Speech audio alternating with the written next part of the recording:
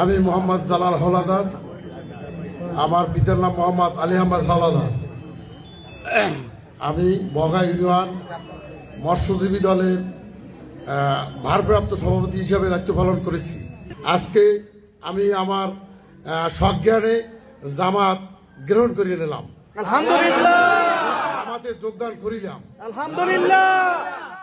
আপনারা সবাই দাঁড়িপাল্লার পক্ষে দাঁড়িপাল্লায় ভোট দিয়ে জয়যুক্ত করবেন ইনশাআল্লাহ। আমরা নেতাকর্মী এখানে বহু সত্তিনিক লোক আছি। তার সাথে আছে ছাত্র দল আছে, যুব দল আছে, মূল দল আছে, স্বেচ্ছাসেবক দল আছে, শ্রমিক দল আছে, পোস্ট পজিশনাল অনেকেই আছে। আমরা আপনাকে লিস্ট দিয়েছি এবং পোস্ট পজিশনাল সাধারণ কর্মী বহু আছে, মা বোনেরাও আছে। ঠিক।